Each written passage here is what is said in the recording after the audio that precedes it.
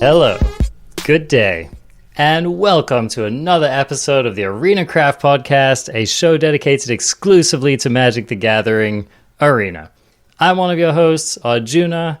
I am joined today by the other host, Covertgoblue, and CGB. I know we often struggle to fill the hour with things we're interested to talk about, and today's no exception, am I right? Today is an exception. I'm gonna bring. I can't play along. I can't pretend any longer. It is apparently so hot in this podcast, and he doesn't want me to say it. Arjuna has already taken off his shirt. Oh baby, it is already smoking in here, and we got a lot to cover. Yes, indeed. We actually have a metric crap ton of stuff to talk about today. This is one of the most exciting weekends of the year. We have our fall set, which has just been released on Arena, and these post-rotation sets are usually heavy hitters, and with the rotation, it's just usually a lot happening in the space. So most of what we're going to talk about today is just the Zendikar Rising meta in Standard, all of the things that have changed in such a short amount of time.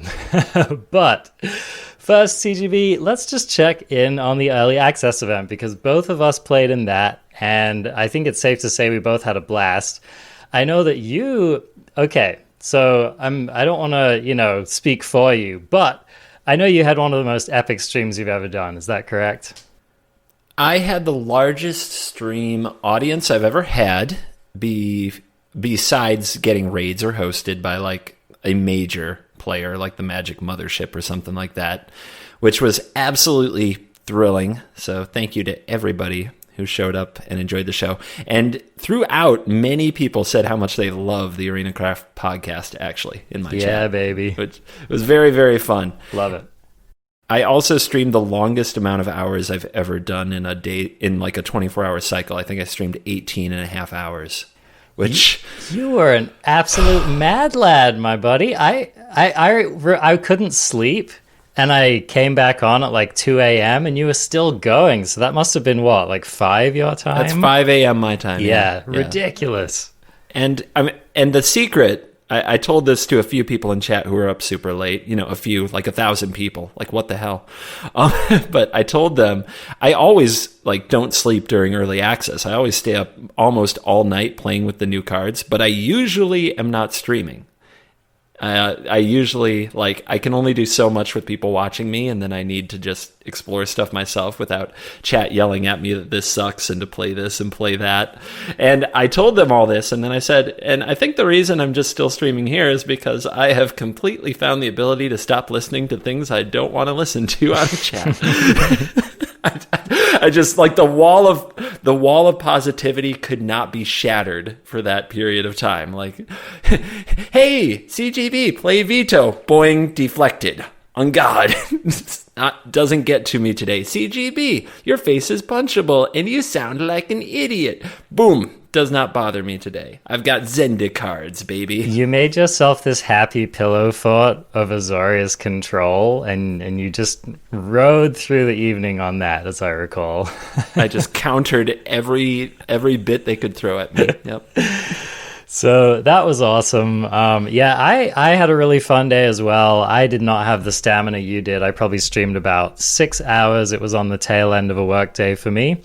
But I also had an excellent time. Yep, I mostly played Constructed, and I got a little bit of draft in, although it was kind of a shame, actually, the draft queues weren't firing, so I didn't get to do... Oh my gosh, really? Yeah, I didn't get to do as much of that as I wanted to. It was kind of a surprise to me, so I think probably a lot of people were just really excited to dust off their Lotus Cobras and get Cobra-ing.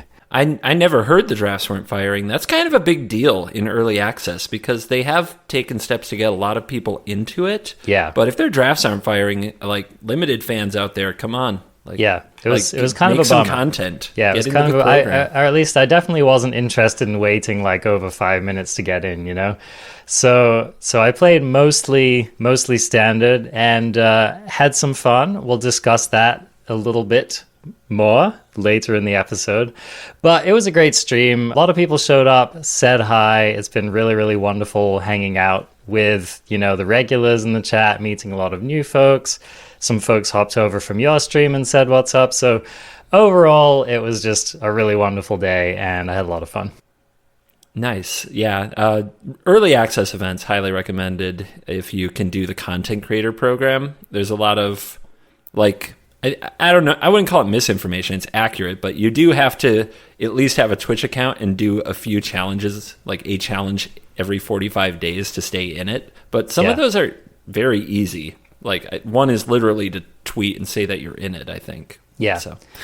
Yeah, I agree. If you're someone who, you know, has been streaming a little bit and, you know, plays a lot of Magic and has opinions about Magic and stuff like that, yeah, it's worth just, you know, doing your stream a little more regularly, making a Twitter account, you know, posting some hot takes, join the creator program, and it's a good deal, man.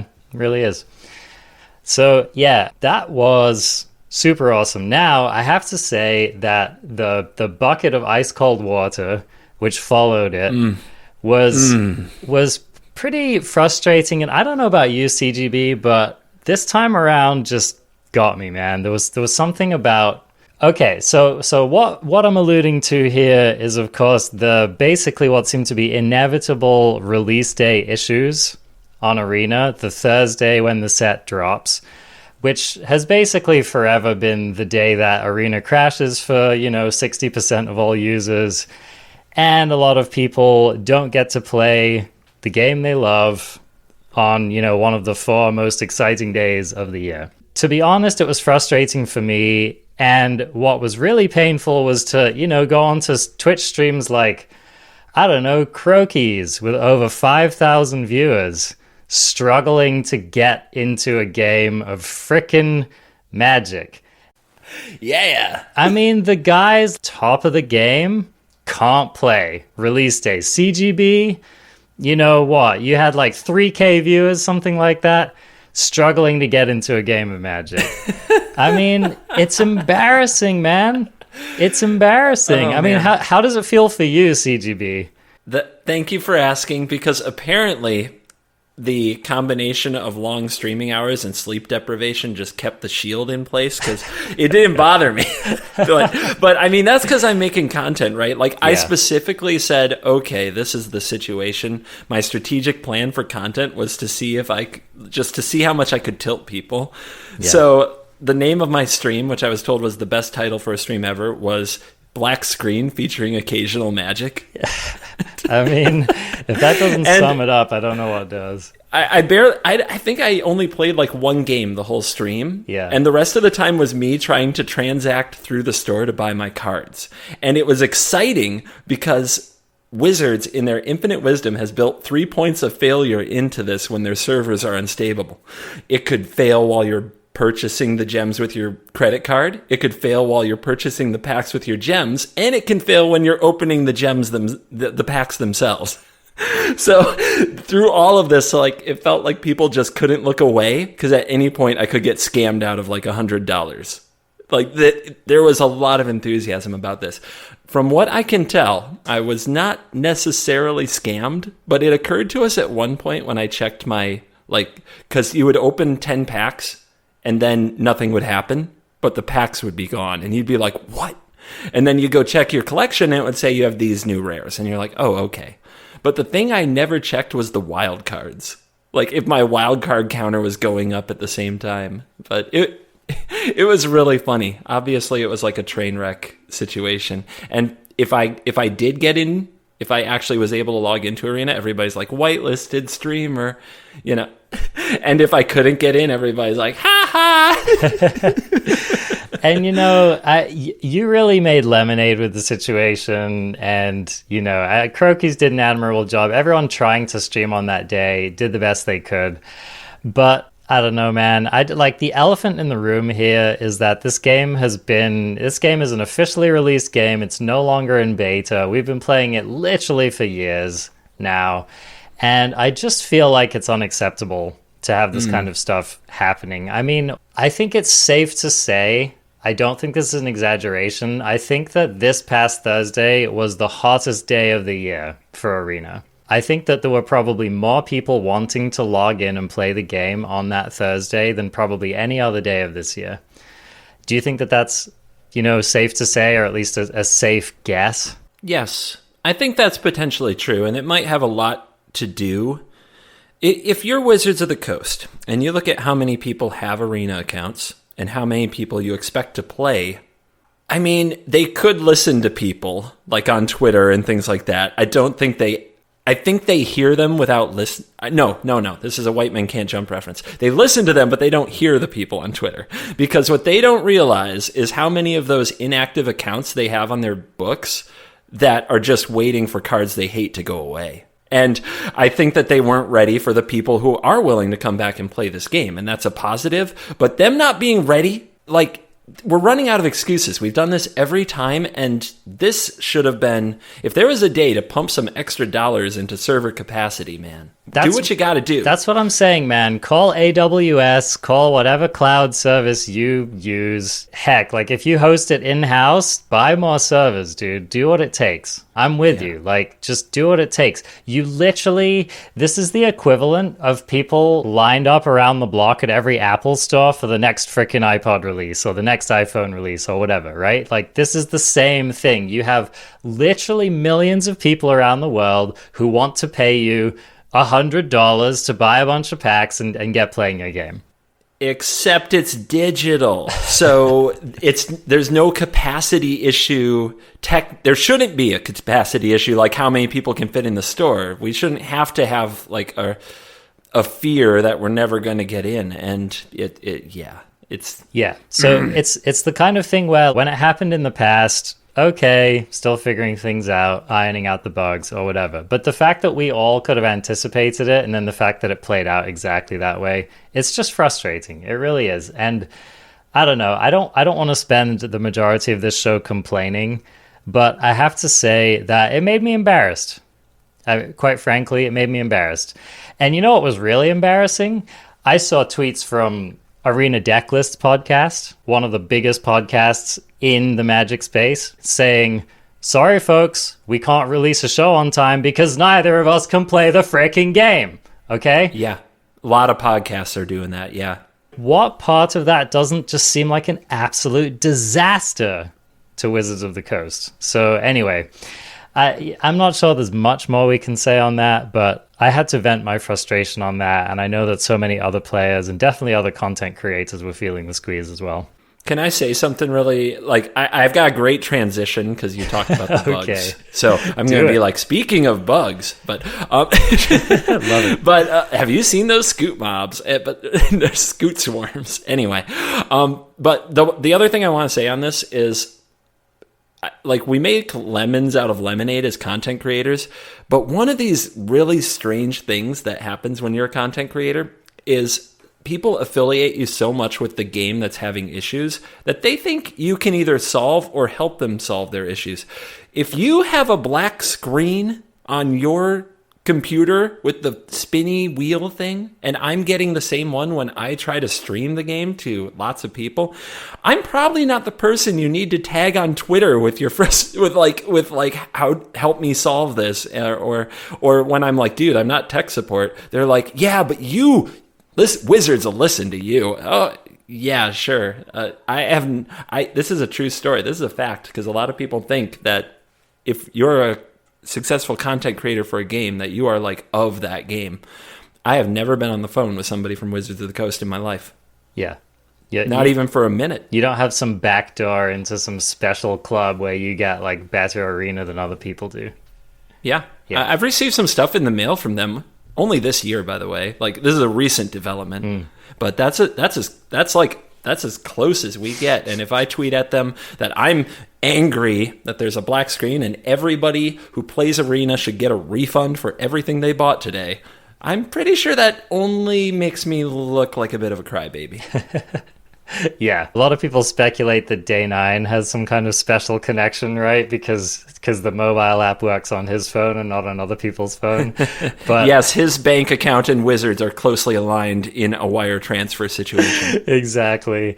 But yeah, I mean, honestly, yeah, if you think that Crokies or Andrea Mengucci or Covertgoblue or anyone else is getting the special treatment, I mean, just watch the VODs.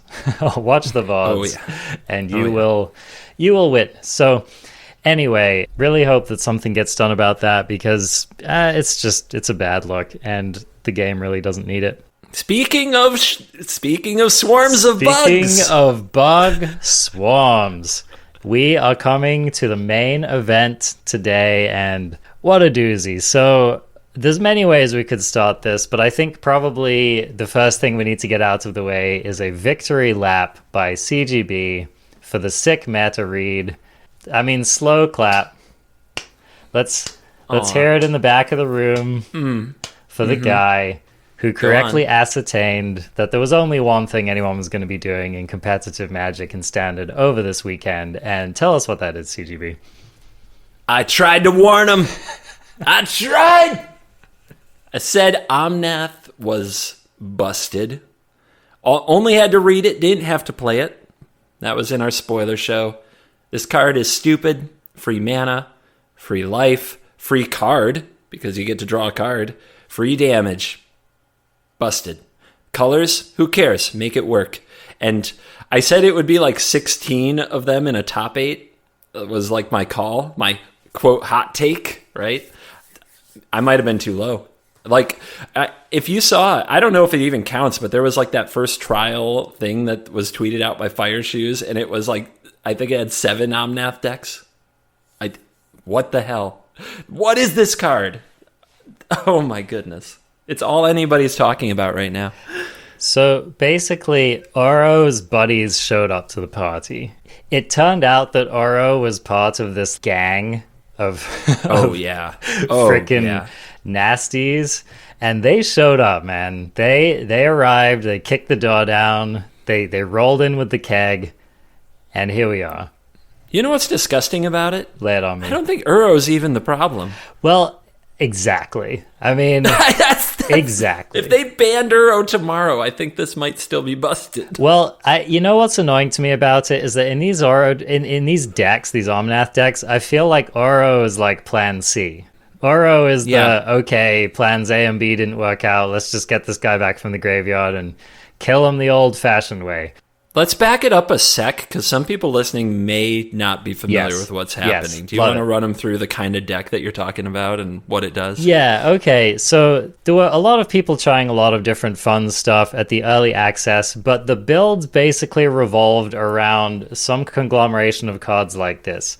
You start with 4 Lotus Cobras, and then whatever selection of kind of land rampy, land fetchy cards you particularly like, whether that's Roiling Regrowth, could be Cultivate, just take your pick, right? Whichever fetchy from the deck and put onto the battlefield spell you care to play in your deck, playing some number of those. And then, of course, trying to get Omnath down as soon as possible, leaning on your little buddy Oro to bridge you between your early and your mid game. And then the end game of this deck is something like chaining a bunch of Genesis Ultimatums and or Escape to the Wilds with hopefully 1 or 2 Cobras in play, and just dumping a bunch of lands onto the field in one turn, generating a bunch of extra mana, and just completely dominating your opponent. So these decks have different kind of win cons. Some of them are running the Felidar Retreat. Some of them are trying to do like a fling thing with Rada.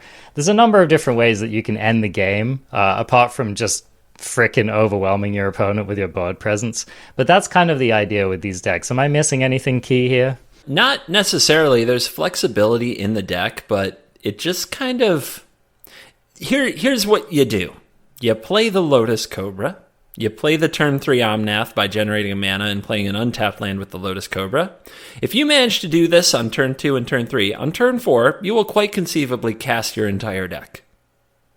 The end. So, I don't know about you. I played around with this archetype a lot because I was really trying to find the right configuration for it. And it started out very much as a hard ramp deck where just everything was super proactive. The version I played in a video a few days later was a little different, and it was kind of memey because my win con was the crab, the mill crab. Okay. If you're going to play your whole deck, love it. That's all those lands. You just mill them out. Yeah. And then where I'm at now is a lot of interactive pieces. But in a nutshell, you're just playing absurdly good cards that just give you this explosive potential. And the big explosive cards that you want to play off this is like Escape to the Wild's Genesis Ultimatum. You can win all in one turn with this huge combo explosion finish, or you can just play these cards and just get 5-for-1s every turn for the rest of the game and pace yourself, and the opponent is still going to die.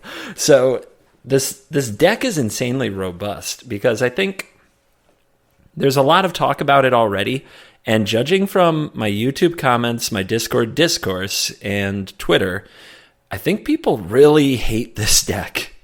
Do you get that? Something's got to go. Okay. Already. We're not even trying to beat it. We're just ban it, or I'm going to rage. Is that where we're at? Okay, it's definitely worth trying to attack. However, I've been thinking about this, as I'm sure anyone who doesn't want to be playing this deck and who wants to try to figure out a way to beat it, of course, has been thinking about it. One of the issues with a deck like this is that it doesn't attack on one angle. So it's kind of like you deal with the Cobra, okay, that slows them down a little bit. You counter the ultimatum, all right, that slows them down a little bit. But it's like, how do you come up with a deck which A, has enough removal for the Cobra, B, runs enough counter spells to hit literally every single spell in that deck that costs 4 or more mana on reliably, right? And C, deal with Oro if you manage to execute both of those original plans. I mean, not to mention the deck runs blue mana, right? They can run their own interaction. So, yeah, I mean, okay, maybe it's a little bit premature for me to just be calling for bans, but it's just very hard for me to imagine this deck with all of its moving pieces continuing on into the metagame and people feeling motivated to play Magic with that going on. Ooh, all right. So already Colin, like burnt out on format on day 3 potentially. I have to say, CGB, I've been trying and I will continue to try, but yeah, this meta is just looking messed up. Like, this is not Gyruda. You know what I mean? Oh, I want to touch on that because that's... people were saying stuff like, Gyruda's too strong, you can't do anything about it. It's like, you countered that one Gyruda, you were fine. You wrathed your opponent's mana creatures, you were fine. There were so many ways to beat that deck. This is not Gyruda. Yeah, their, quote, Gyruda, the big payoff thing that they're going for is like another draw, isn't even the draw 5. It's the thing that enables the draw 5s, right? They might play 8 draw 5s in their deck, and if any of them resolve, you're just buried. So yeah, that was one of the conversations I wanted to have. Is this Gyruda or is this Wilderness Reclamation? And I think I don't think it's even close to Gyruda, because any of these cards are good enough to beat you on their own, and that's a huge problem. You know what this deck reminds me of? This actually reminds me of a Fires deck where they get their troublesome 4-mana permanent down, and then it's just kind of game over. I feel like the card that Omnath reminds me of more than anything else is Fires of Invention.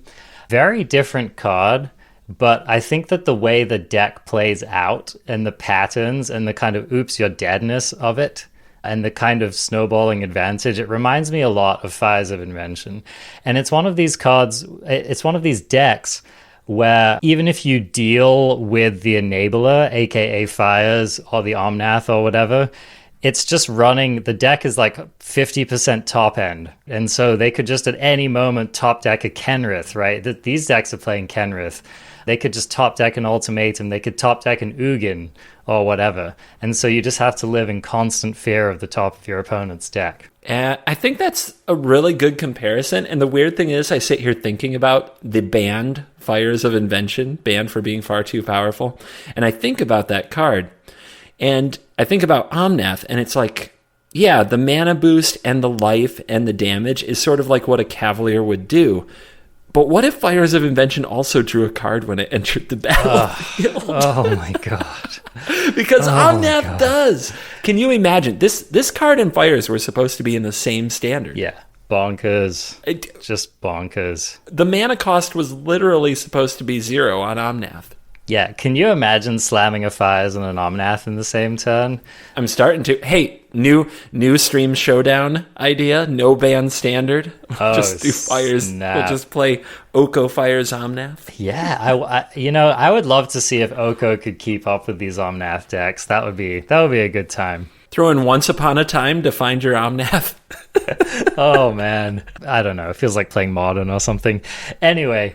So we've both gotten a little hyperbolic about this deck, but y'all, if you haven't seen this deck in action, it is really something to behold. I have not seen a deck go off this hard in Standard for a long time. We're talking, it's normal to watch your opponent cast 3 Genesis Ultimatums in the same turn. And we're not talking like, this isn't turn 10. This is turn 5. You know what I mean? It's nuts. The thing that I think is going to draw all the hate is that this deck, when you're doing your thing, when you're the one going off, it's actually not easy. I still have no idea how to maximize my go-off turns because every single play is like cascading decisions. What mana do I make with my Lotus Cobra and how much? When do I fetch with my Fabled Passage? How do I make sure that if I draw into Genesis Ultimatum, I have the mana available to cast it? Like, it's actually insanely difficult. And then at the end of all that, you have to find the victory. So depending what your win con is, like I was using crabs, people have used Terror of the Peaks, I've got a Thassa's Oracle right now, you mentioned Kenrith to give giant beanstalk critters haste, there's the land that is a fling on the other side, Kazandal's Fury, something like that, Kazul's Fury with a beanstalk giant, that's an option. All of these win cons, like you have to set those up too, and you have to play carefully so that you don't accidentally leave yourself dead. So it takes time. And in the early access event, you know, I did my time. I sat there and watched people go off until they killed me. And it was not uncommon on turn, like, I believe there was a game that I played where it was like turn 4. And their turn took 30 minutes. So how is that fun? They are making interesting decisions, but it's hard work. Okay, it's challenging. I grant that. The weird thing is that most of those decisions, they feel like they matter, but they kind of don't, because if they did happen to pass the turn, they're up by so much that there's no way I can catch up. Whereas I am just sitting there. As the person on the other end, I have nothing I can do, and I can just wait and see if they mess up. But that's 30 minutes of my life. A lot of people play 3 to 4 games of Arena in that time. So it's a real tilt just to watch this happen. I don't know how many people have scooped to me on ladder lately, on ladder, by the way, to turn 2 Lotus Cobra. They just untapped, they looked at their hand, they said, I can't kill this. They scooped. Yeah, and you know what? I have to be perfectly honest. I was testing non-Oro decks in the early access event, and I did actually get to a point where I scooped a couple games to the turn 2 Cobra, which was completely against the spirit of the event, and it was completely bad manners. Literally, my chat did not want to watch it. You know what I mean? It was like, it's true. My viewers have already been seeing this all day. I'm sick of it. They're sick of it. Let's move on to the next game. So it didn't feel good, but I was just like, listen, bro, if you're going to keep playing Cobra in this event, I'm going to move on. I just didn't want to play it against it anymore. I understand. Do we want to talk about potentially, like, without anything getting banned, like, we are living in a world. Do you want to talk about beating it a bit? Yeah, okay, I would love to. One of the first places my mind went, and I wonder if this is why you ended up playing this in the early access as well, but one of the first places my mind went to beating it was playing Control. And one of my thoughts was just that, you know, this deck plays not a lot of enablers and relatively fewer boom booms, and all of the boom booms cost a lot of mana.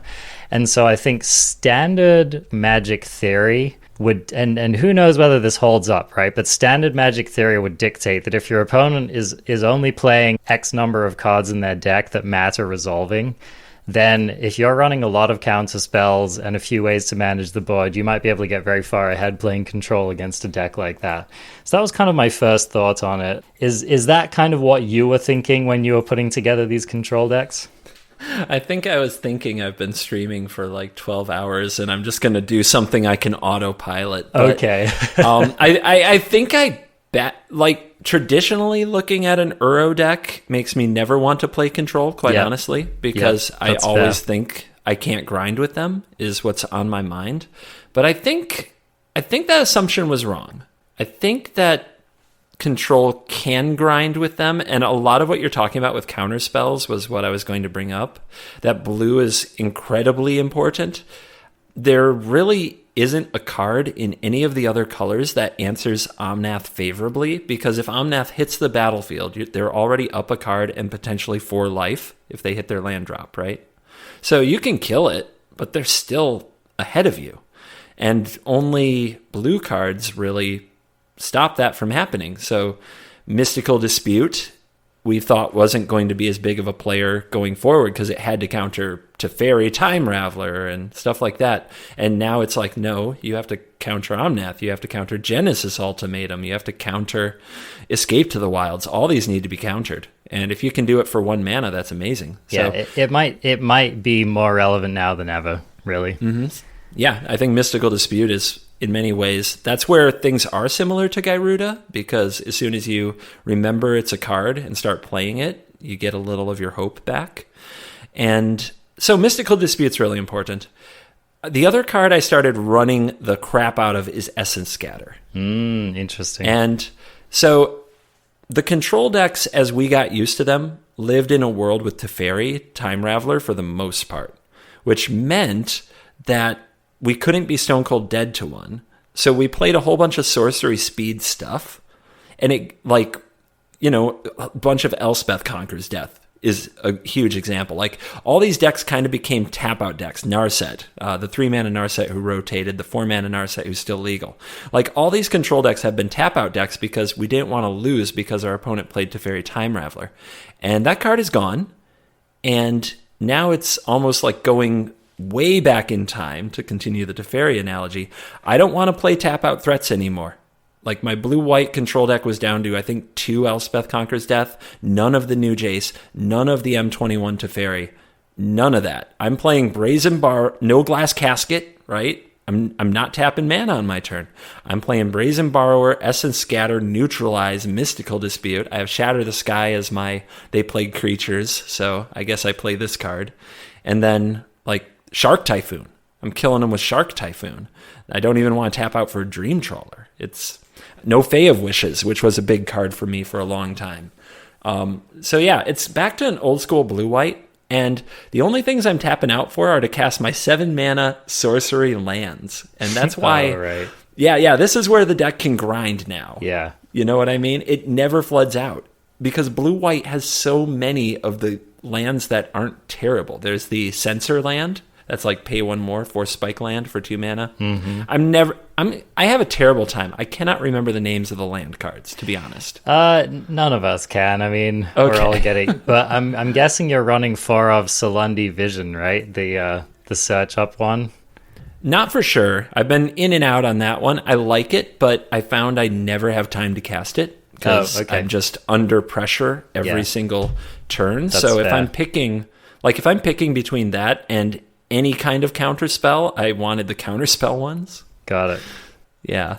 So I'm sure that when I'm describing this blue-white deck, a lot of people probably hear what I have to say and say, oh, so that's what we have to do to compete? I'm off it. You know, it's interesting. I don't know if you're just following on the lead that I laid here. Was Control a place that you were really thinking of going to combat these decks as well? Or no. What do you think? Okay. I think in serious standard, in like the long term, you can beat Control, and that these decks have the tools and will pick Control apart, because the Omnath deck can also play Mystical Dispute and become an interactive deck itself. Like if Control adjusts too hard, the Omnath deck still has this endless card advantage from Uro, and I haven't even looked that close, but I'm sure there's a bunch of spells they can play that say can't be countered on them. because there's a whole bunch of those in Magic these days. I mean, they can play that freaking 6/6 Baloth, right? Like, what am I going to do? Worried Full about the circle. Baloth. Yeah. So that wasn't where I was going to go. Okay, yeah, I'll just finish my thoughts on control. So one of my first stops, because I just thought this might be an effective thing to do, is I actually revived the Is It Tempo deck. I think it was Is It Flash, maybe, from the previous format, because I thought this deck might have some good tools to beat this archetype. A of all, it's got plenty of interaction that can kill the Cobra, so I liked that about it. B of all, it can run plenty of counter spells. And C of all, it has these good adventure creatures that can potentially pressure the opponent pretty early while also holding up counter magic. Because one of my worries against these decks is that I feel like you're going to have a hard time late gaming them. Because like we said, they're just going to draw too many copies of Oro. They're going to eventually resolve that frickin' Ugin, when you run out of counter spells. So I didn't want for my opponent to have super long to go. So I was running this deck with like 2 Ember Cleaves and a bunch of counter spells and Bone Crusher and Brazen Borrower. And I even had a couple Fae of Wishes to maybe nab a Sorcerer's Spyglass from the sideboard, or just nab another counter spell to solve a couple of problems. So I've been playing on the ladder with this deck, and I have to say it hasn't been bad. It hasn't been bad so far against this deck, but I've run into a couple of problems, which is the deck actually doesn't have that much closing power, and it's hard to find a turn where you can tap out to cast your Embercleave on your Borrower, and they gain enough life, and yada yada yada. And you can't counter the front side of that Oro, so because you just need to keep your counter spells for the things that matter. And so they end up gaining enough life. And basically, I was just having a hard time closing these games. And then, the deck in general is just low powered, especially against anything else in the format. So I ended up thinking, this deck's probably not the way. But it was something that I tried, which had some results I was happy with. You touched on a lot of things in there that I really wanted to get to. So I think you were bordering on the way. It's kind of the way. Maybe the deck wasn't the right deck, but maybe the ideas or the answers were pointed in the right direction. I think some amount of the theory was sound from the sounds of things. So we didn't get to talk about this deck because so much happened, but at the very end of M21 Standard, before the rotation happened, I was playing a lot with an Is It deck that was not a Sprite Dragon. It wasn't Sprite Dragon Riddleform Stormwing Entity. It wasn't Is It Prowess, right? It was what you're saying, the adventure creatures, counter magic, interaction, and then it went over the top with Gadwick, really. It played Gadwick, drew a bunch of cards on the turn when you were sure your opponent couldn't hurt you too badly, and then you were far enough ahead that you could carry it. It also ran Embercleave and Shark Typhoon. So my usual end sequence was make a giant shark on end step, Embercleave it, win. Just like a one-turn kill kind of a thing. Sometimes, yeah. Yeah. So a few things I found for that deck. Thyrix? Yeah. The Sudden Storm. Mm-hmm. Yeah, that's a cool card. Now, what that card does is block target Omnath. Okay, yeah. That's kind of spicy. It's a 4/5 flash for 5 that reduces cost, so gets you another pip on your Gadwick. So I'm into the Is It Flash because it does combine some of what I'm going to talk about for beating this style of deck as it currently is. You need a clock, and you need to interact. You need both. The adventure creatures, red is good because it kills Cobra, right? Keep Cobra from beating you. Blue is good because it stops Omnath. The other color that can kill Cobra is black because of Blood Chief's Thirst and some other 2-mana removal like Drown in the Lock and such. So I think it starts there. I also wonder, I don't know what your thoughts are on this. Are we interested in any amount of hand disruption, or is that just not what we're trying to do? What I found is the answer to primarily be no. I've had my opponent agonizing remorse me 3 times taking Uro Escape to the Wilds Genesis Ultimatum, but I top-decked Escape to the Wilds, And then I cast Genesis Ultimate. And then it's just off to the races. Did not care. Yeah. There may be something in the Dimir realm with Seagate, Stormcaller, and Agonizing Remorse to make it more than just a one-off. But I'm mostly interested in killing them quickly and cheaply countering and killing the things that they're putting all this mana into. So for me, that's revisiting the Izzet deck, and also the other deck that I'm really interested in is Dimir Rogues. I think that deck, no matter what people say, like your concerns are shared by everybody, that you mill their Uro and they beat you to death with it. So let me stress that when I'm playing Rogues, I am definitely thinking that my opponent is going to try to bring back Uro, and I don't plan to lose to it. It's not something I've forgotten about. Like, my Rogues deck has Lofty Denial, Drown in the Lock, Mystical Dispute. When they do their 4-mana sorcery, bring back Uro, yes, they get to eat some of their graveyard, but I just counter the effect and go right on killing them. So I've had a ton of success with Dimir Rogues. Like, that deck is killing it for me. I saw a post on Twitter, someone saying that they'd done a pretty good job in the CFB showdown running Rogues against the Omnath decks, saying that the mill plan in some cases was fairly effective because they play a lot of cards off the top of that deck, man.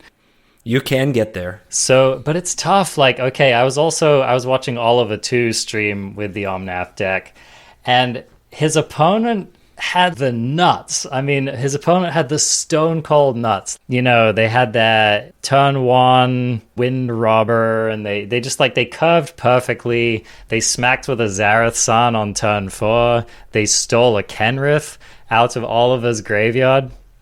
They assembled this massive board in no time. And Oliver got 1 Oro back from the graveyard. They couldn't deal with it. It brickwalled the entire team. And then, he just resolved a couple of key spells and just won the game.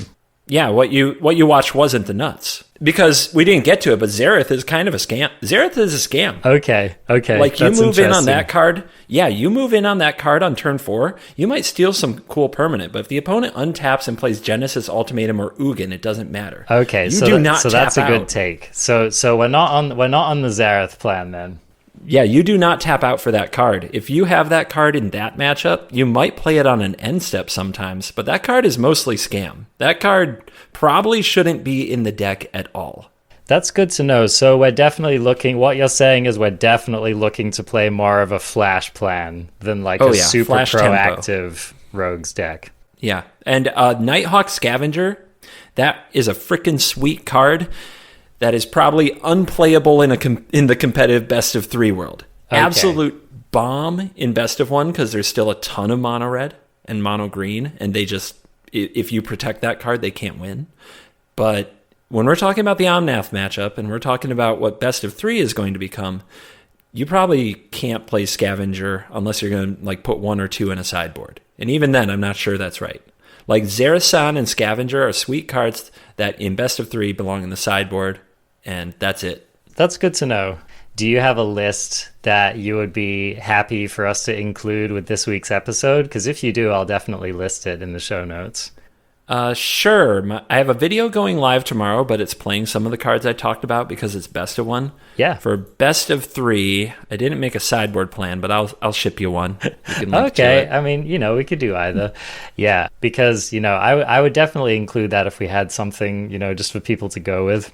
Okay, so what I'm hearing is that we've both decided that some amount of highly interactive, counterspell dense, clocky, tempo-y deck is looking to be our initial best answer to these Omnath decks. Is that kind of where we're putting the period on that particular statement?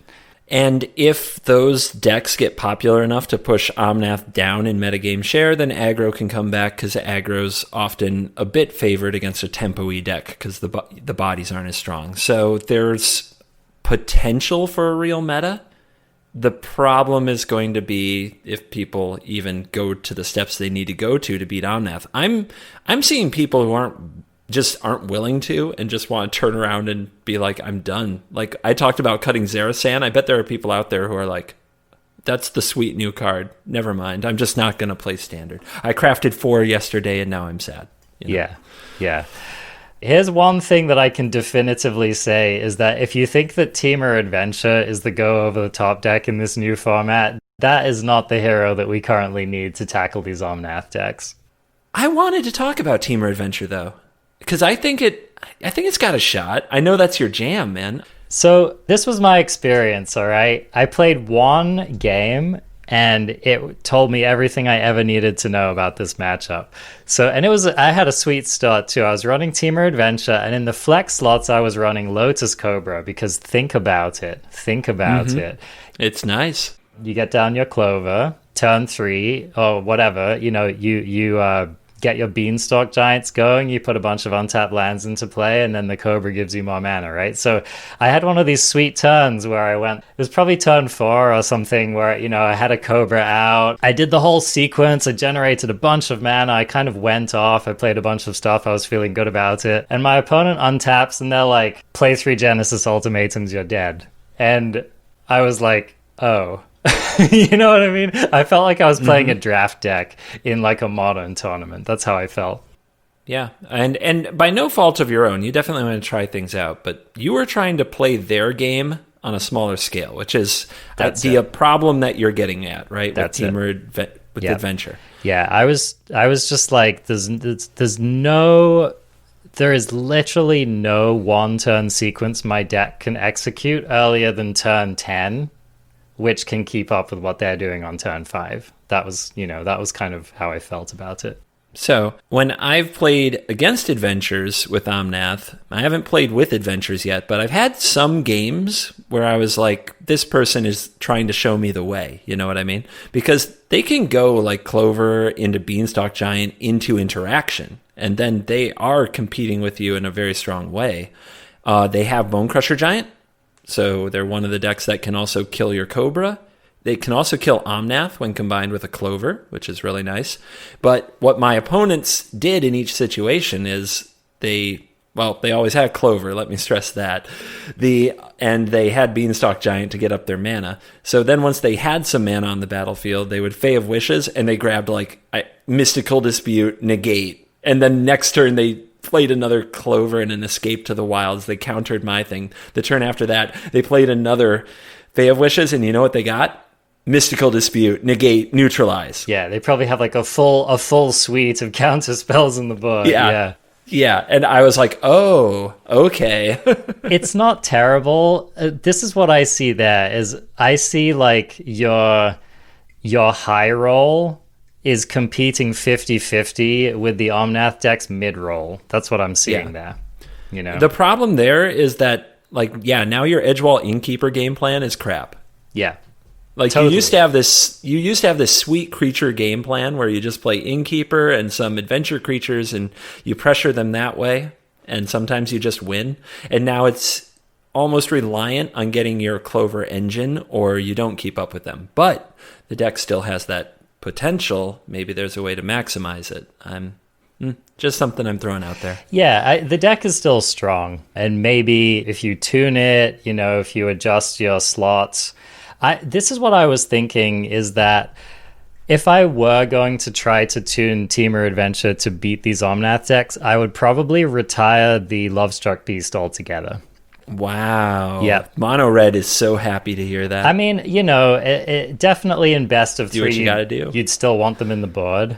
But yeah, I would fill those slots with Mystical Disputes and other such things, because the Beast is just beyond terrible against these Omnath decks. It's like the worst card in your deck. That would be where I would start for that deck. So let's talk about the rest of the meta, right? Because we've identified 2 big new players on the scene in the form of some form of Rogues, some form of Omnath. It seems that both of those decks are probably at the top of the week 1 meta right now. Is there anything else that we've seen?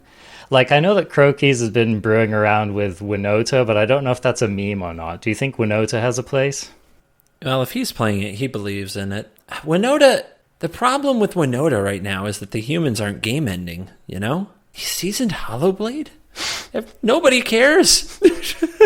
You know what I mean? That's a cute little creature that you have on the ground. Does it beat my Uro? Creatures on the ground that don't have haste are really sad. Like, Annex is supposed to be a really great card, and he's holding his own when he has a sword in his hand. He's a tough guy.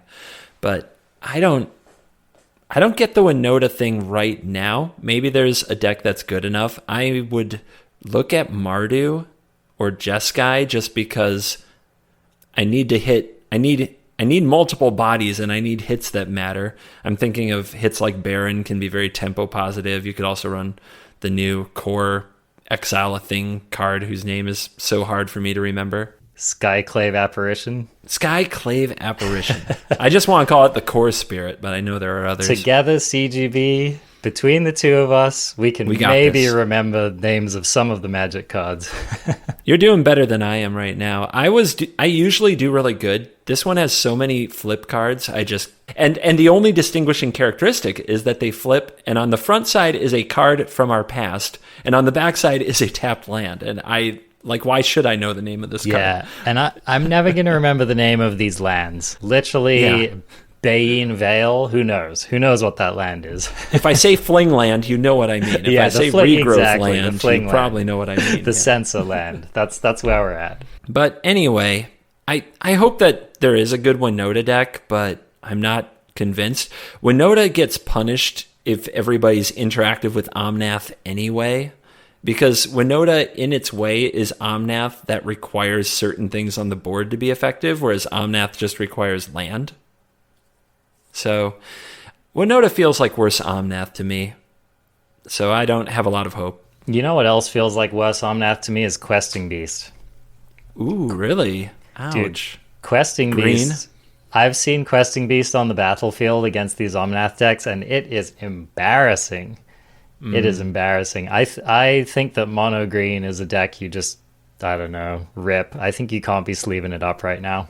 It does feel like it's not going to get there. Like, the part that I think changed a lot of things that people are going to need time to come to terms with is the 4 life from Omnath. Yeah.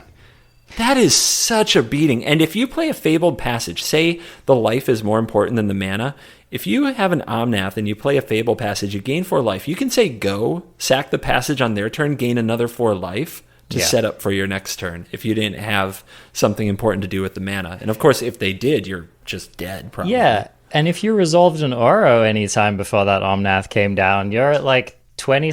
I mean, it's so embarrassing. I was at the early access event. I had this experience multiple times. I was playing this like Boros Party Warriors deck. Had a great curve. I had some pretty good Embercleave turns. Deck felt pretty sweet. Felt like a pretty good place to start for aggro week 1. And I had these games where it's like turn 4 and I've got a number of creatures on the board and I've been getting sideways and whatever. And I'm at 12 and my Omnath opponent's at 24. And I'm like, how did we get here, man? like, how has their deck managed to do me more damage than I've done them? It's just ridiculous. Yeah, it is. And if you're going to be a deck that attacks with creatures on the ground, I feel like Embercleave is the only... It's the only way. It's the only hope. Yeah. Yeah. So Mono Green doesn't have Embercleave. You want to play the Great Henge? Have a nice grind.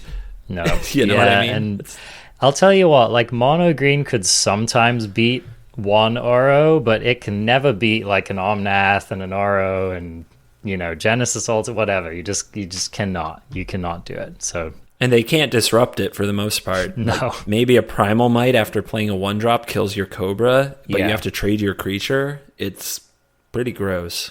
Yeah, and it's like any aggro deck could conceivably have a good game against like a middling to mediocre draw from the Omnath deck.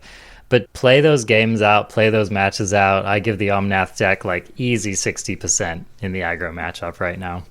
And we've got listeners out there, I guarantee, because these are the kind of people who leave me comments every day, that they are having no problem beating Omnath right now. You know, they're playing aggro, they're playing mono green, they're having no problems. And I want to stress this as much as I can.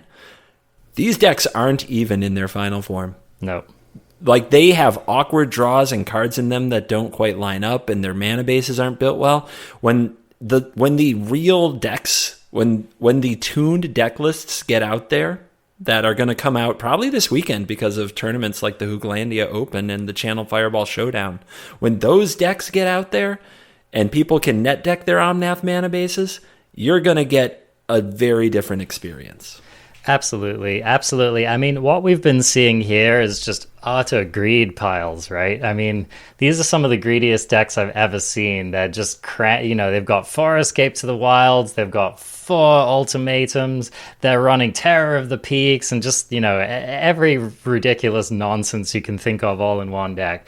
And I'm totally with you. Like, when we get dialed in on, like, this is the number of ultimate-y, Escape to the Wildsy kind of stuff we want. This is the number of land rampy things we want. This is the number of top-end threat finishes we want, etc., etc.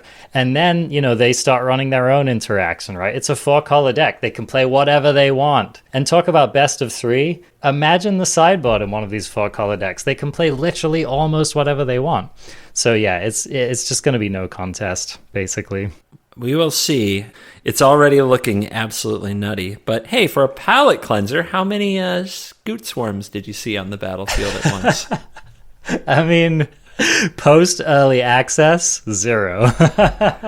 Oh, come on. Okay, so somebody went off against me, and it was, I think, around 700 before game timed out, and she came to my chat afterwards and said, "I'm so sorry, that was my first time playing the deck." I was like, cool, first time playing my deck too, went better for you. Seemed all right, seemed decent. Yeah, so at least for the memers out there, you can play an Omnath deck full of scoot swarms and disguise it as jank, and yeah, maybe there's hope there for you casuals. So I'll tell you one thing that I've been having fun with in the casual play queue, and which has been definitely smashing some people, is I've thrown together a version of this, the red-green landfall beatdown deck. And that deck has legs. So for anyone who's looking for a super budget deck, this is like one of the more budget aggro decks that you can build. Most of the cards in it are commons and uncommons. And you can have some pretty nutty sequences where, you're just demolishing your opponent on turn 4 or whatever. And especially these Omnath decks aren't very interactive. They don't typically run that much removal or other disruption. And so sometimes you can just kind of curve out and nut on them. So if you're looking for like a fun play queue beater, I'll include my deck list here. And it's not fully tuned, but, it's just a fun place to start. You'll probably win some games in the play queue with it. Is the sword lit? The sword is definitely lit. Then it is, I dub thee legit.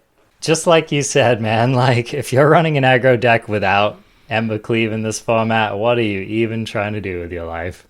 I think that we're coming to the end of the show here. Is there anything else that you have seen in the standard meta which has stood out to you so far?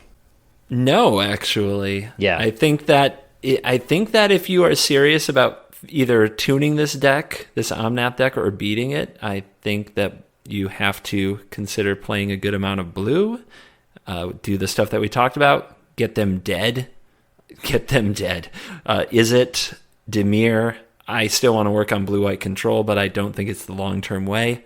Or tune the Omnath deck. There's still room to do a lot of things with it. I think those are where your eyes should be if your eye is on the mythic prize of the ladder. Okay, here's something I'm thinking about which has stood out to me so far. Just in looking at what we've got to work with, and especially with the pathways and etc., I'm feeling like successful aggro decks in this format are probably going to be at least 2 colors. Maybe 2 colors is the solid place to go. One of the problems is just that I feel like post-rotation, any of these single color decks just don't quite seem to have all of the pieces in place to get it done. So I feel like if I were trying to play really competitively right now, I probably would not be playing mono red. I probably would not be playing mono green. I would be looking to do a Boros list, a Gruul list, etc. Do you think that I'm on the right track there? Yep. And if you're picking 2 color combos, definitely look for a color combination with a pathway so your mana isn't abysmal. I found that colors that have a pathway and Fable Passage to go with it aren't terrible. So yeah, go for it. Yeah, and just watch your double cost threats, watch how many annexes you put into these decks, etc. Try to bias yourself towards, maybe if your double color threats are like Questing Beast as opposed to some of the cheaper ones, so that you can more reliably have both colors by the time you're trying to get them down. You need to pick the best. If you're going to win with aggro right now, you need to pick the very, very best of the best and hope to get it down in a very tight curve and give your opponent no room whatsoever to do anything else in the game. And the card pool's not that big, so you gotta branch out, and every card's got to count, I think. Hard agree. Totally agree. All right, well, that's going to wrap up this episode of the show. Even though I'm kind of frustrated at the state of just rampy mana nonsense Magic right now, I am excited to tackle this matter, and I know that you and I are going to be doing a lot of working and thinking over the next week to see if we can get a little bit closer to cracking the tough nut, which is this format right now. So I'm excited to come back next week and talk more Standard with you, CGB. Yeah, absolutely. Looking forward to it. Awesome. And until then, may you always have Omnath and Fabled Passage together, because that's fair. Peanut butter and chocolate. All right. Well, thanks for listening to another week of the ArenaCraft podcast. You can find us all of the places you can find podcasts. We are also on Spotify. We are on YouTube. Swing by, leave a comment. We love our YouTube followers. I've been streaming a little bit more ArenaCraft podcast on Twitch, so stop by. Someday I will have a streaming schedule. You can also catch Covertgoblue on his stream Monday through Thursday, 4 p.m. Eastern Time. Thanks, buddy. I will catch you next week. Later.